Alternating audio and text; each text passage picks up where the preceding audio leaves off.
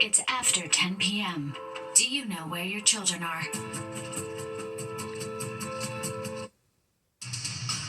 Right now on the 10 o'clock news. We will come back. The Knicks are going to win this game. Third time is not the charm for the New York Knicks, but fans still believe their team has it in them to advance in the playoffs.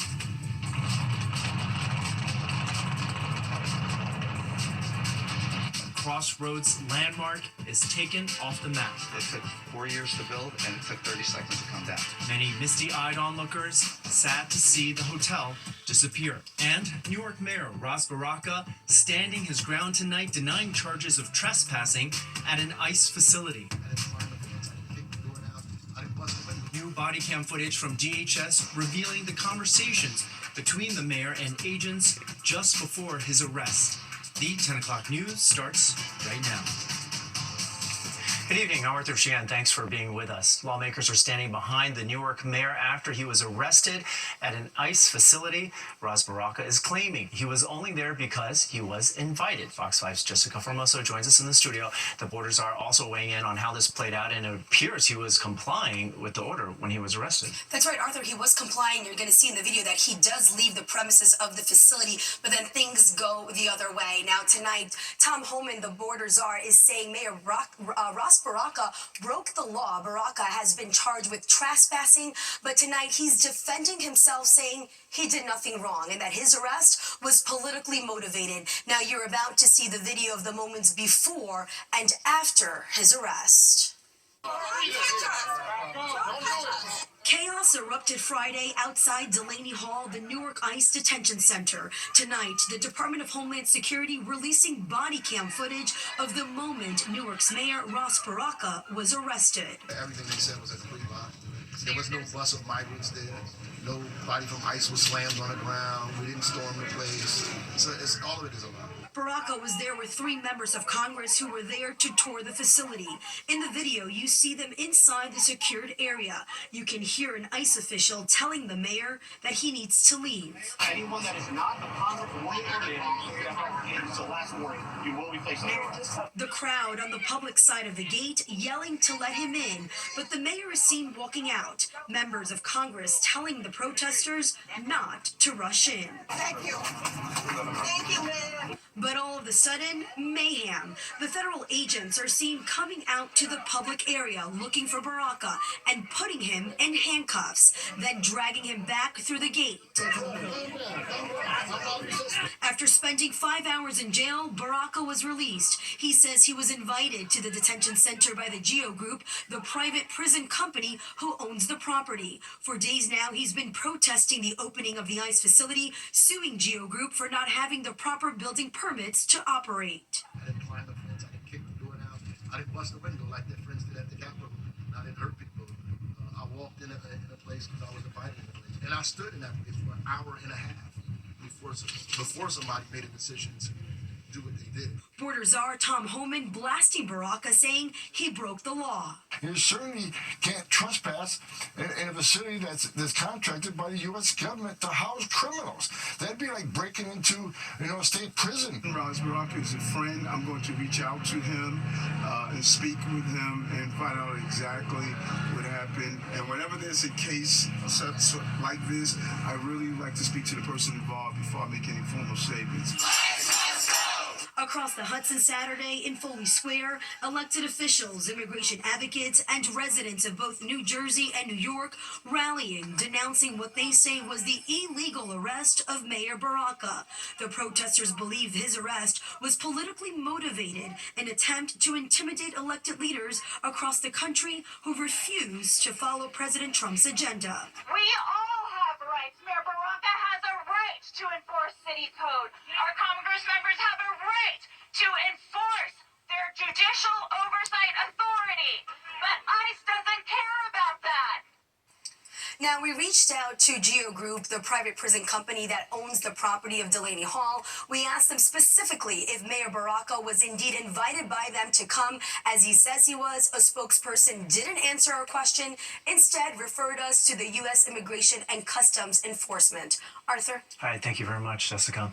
Well, tomorrow's a very special day on the calendar, and something on everyone's minds is whether or not Mother Nature will grace moms tomorrow with sunshine for Mother's Day. Meteorologist and mom Audrey Puente is here with that answer. Hey, Audrey. It looks like we're going to have some really nice weather for the rest of our weekend here, including right into Mother's Day tomorrow.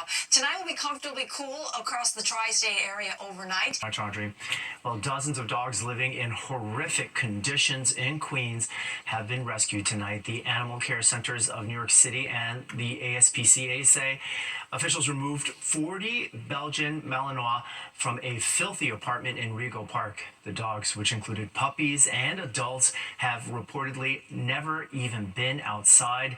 Some were discovered inside closets and cabinets or packed into tight spaces with no access to fresh air or sunlight. Neighbors living in the building say they are shocked. Horrific, horrible. No way. It's very outrageous and absurd that they've got a zoo of pets in that apartment. It's disgusting. It's horrible that somebody could treat such poor innocent animals like that. Indeed. The owner has not been publicly named yet. A criminal investigation is underway. Officials say it will take some time before the dogs are ready for adoption, given how deeply they've been traumatized. Investigators are trying to figure out what sparked a fire inside a Hamilton Heights apartment building. Citizen app video captured the scene at West 149th Street and Broadway just after 8 this morning. More than 100 firefighters and other first responders headed to the scene. Crews got the situation under control about a couple hours later. No one was seriously hurt. New information about Mayor Eric Adams' now dismissed corruption case. A large number of court documents were unsealed yesterday after requests filed by journalism organizations. Details include federal prosecutors believing the mayor lied to investigators about the location of his personal cell phone when his electronic devices were seized. The investigation began in 2021, it says, when Adams was still Brooklyn Borough president, and continued up until the weeks before the case was dropped. We caught up with the mayor earlier today and asked him about those documents. Nothing new. I think that what we saw is that this case should have never been brought. I did not break any rules, and there's not one shred of evidence that stated that I collaborated with any wrongdoing. In February, after President Trump took office, the Justice Department ordered federal prosecutors in New York to drop those charges against Mayor Adams. The DOJ claimed the indictment limited the mayor's ability to help President Trump with his migrant crackdown.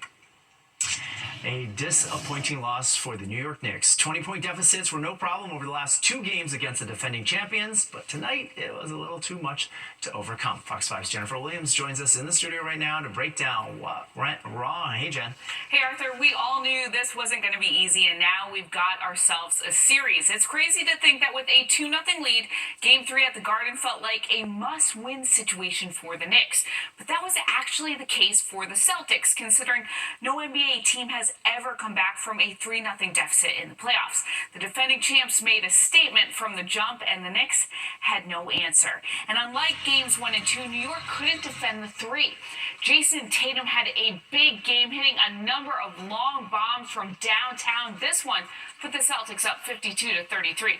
Boston's leading scorer actually came off the bench. The NBA's reigning 6th man of the year, Peyton Pritchard, poured in 23 points. This 3 off yet another Knicks turnover. The Celtics blow out the Knicks 115-93.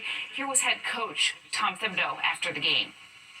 We knew they would come out with aggression, and we got to make sure we're bringing aggression and force as well. And, and again, there's going to be runs where you're not making shots, then you get going with your defense, get a couple of easy baskets, then all of a sudden you get rhythm. So, we got to be better, and we will be. It's the worst home playoff loss in franchise history. Game 4 is Monday night at the Garden, and I'll have more coming up in sports. Arthur? All right, thanks so much, Jen. Well, fans welcome the New York Knicks back to the Garden for the first home game of the series.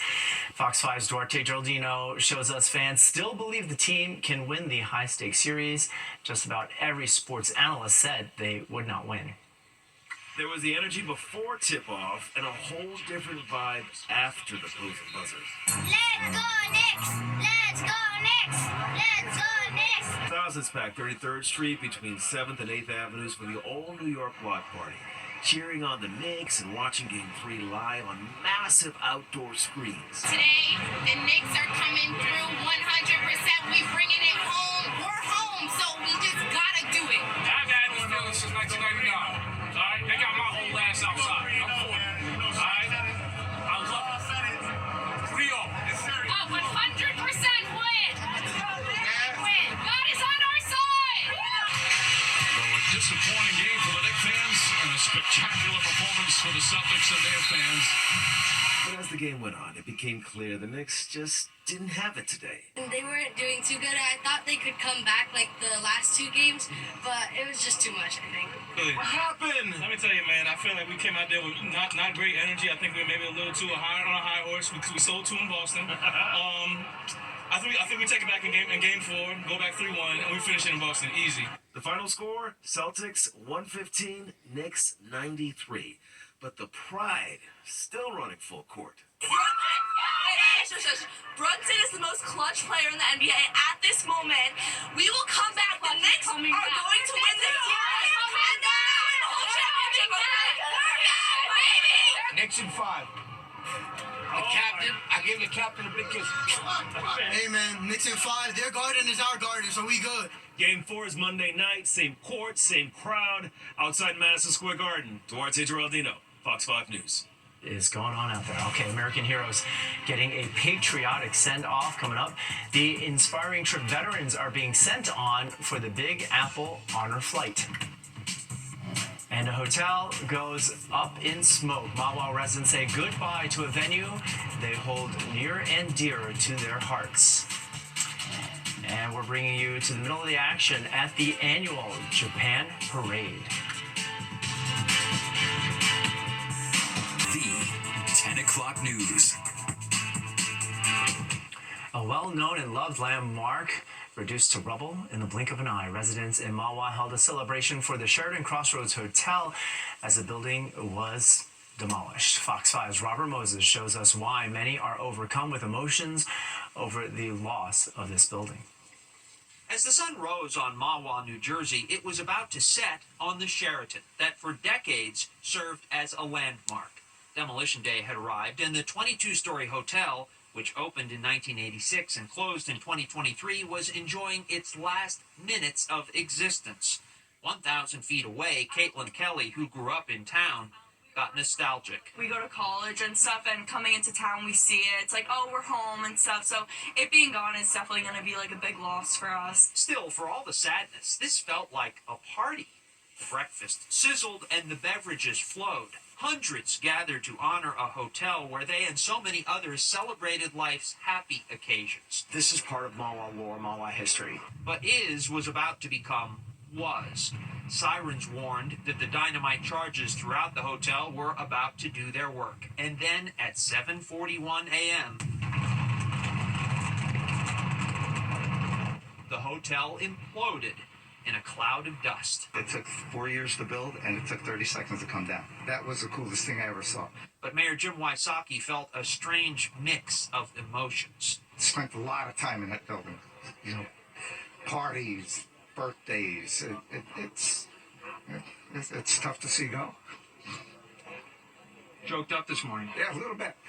Now that the dust has settled, we've moved much closer to the demolition site. What was once the tallest building in Mahwah and the site of so many memories is now just a pile of steel and glass and concrete. It was bittersweet, you know, many memories there. We had a lot of proms, a lot of weddings there, and, you know, a lot of places, a place where someone can stop before they went on to their next journey.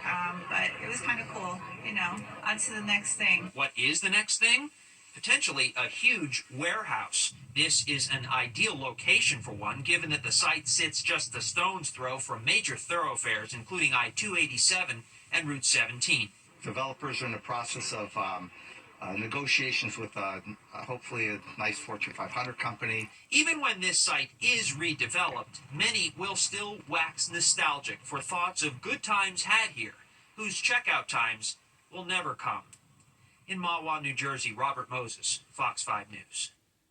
A warehouse, eh? All right, time for weather right now. Audrey Puente joins us now. There's rain in the forecast, but not on the most important day this week. Very important, yes. We're going to have beautiful weather for tomorrow, the second half of our weekend, and of course, it is Mother's Day. Today, though, we had night. Largest gathering in support of Israel returns to Fifth Avenue. Israel Day on 5th. Watch the parade live Sunday, May 18th at noon on Fox 5.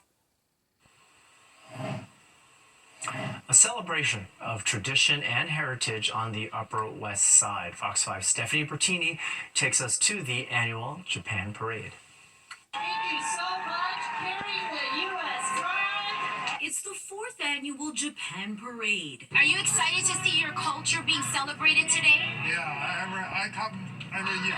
The event on the Upper West Side along Central Park attracts locals and tourists from all different backgrounds. That's why it's New York, you know? New York, known for its multiculturalism, the mayor recognizing the importance of Japanese people and culture. This community contributes so much to New York. The Grand Marshal of the parade this year, the famous chef Masaru Marimoto. He says he's witnessed the evolution of his culture in the city. I have been in this country since 1985, it's 40 years. I never even thinking about that time like this. With so much to see and do, the parade offering so much to those choosing to make it part of their weekend. The dynamic performances, traditional music and dance, and much more come together to highlight the depth of Japanese culture. I'm very happy, and obviously people are happy as well. That's a very important thing. Ambassador Mikio Mori is the Consul General of Japan in New York. He says this event symbolizes the love many Americans have for his people, and likewise the love Japanese people have for American culture. It's an intersection. Exactly. That's the important message of this Japan Parade. On the Upper West Side, Stephanie Bertini, Fox 5 News. A ceasefire deal was just reached between Pakistan and India. So why is it that both countries now claim the other is violating the agreement? And the new pope makes his first appearance after being elected to the holy position.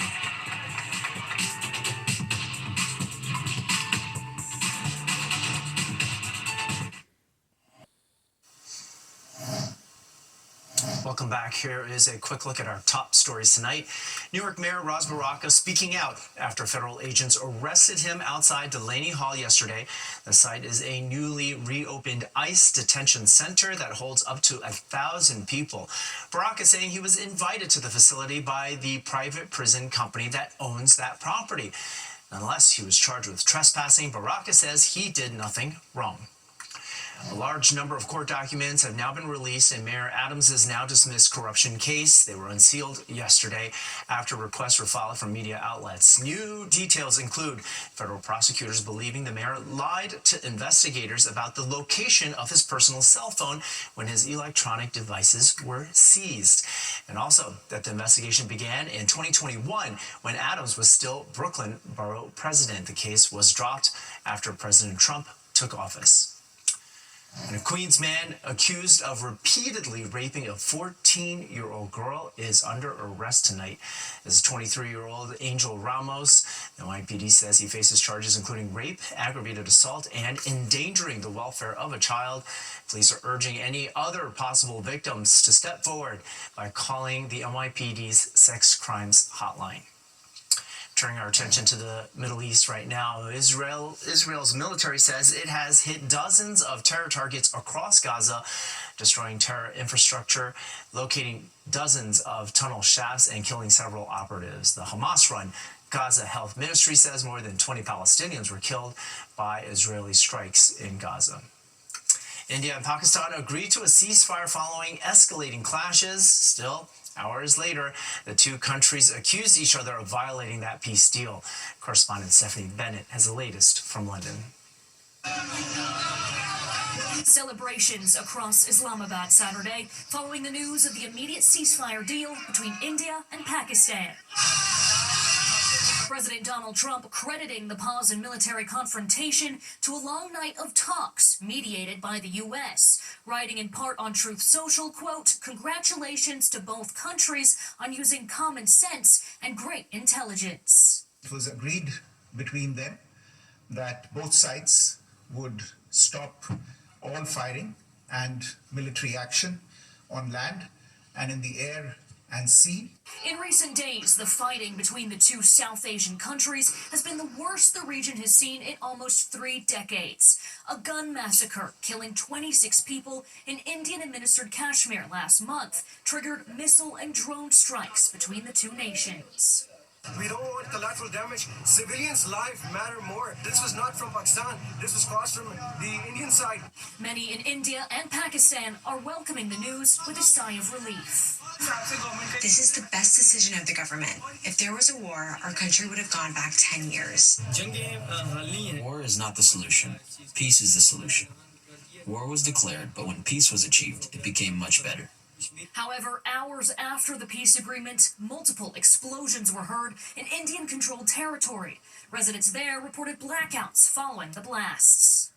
India's foreign secretary is now accusing Pakistan of violating the ceasefire and is urging it to address the breaches. In London, Stephanie Bennett, Fox News.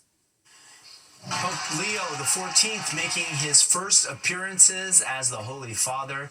The pontiff traveled to a sanctuary south of Rome that is dedicated to the Madonna. It is of particular significance to his Augustinian order and his namesake, Pope Leo VIII. The Holy Father then stopped to pray at the tomb of Pope Francis. Negotiators have started to talk about de-escalating the tariff war between the U.S. and China.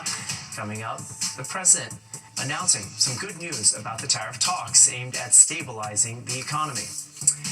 And if tariffs have you turning to thrift stores, the important warning being issued that you got to know about when looking for deals.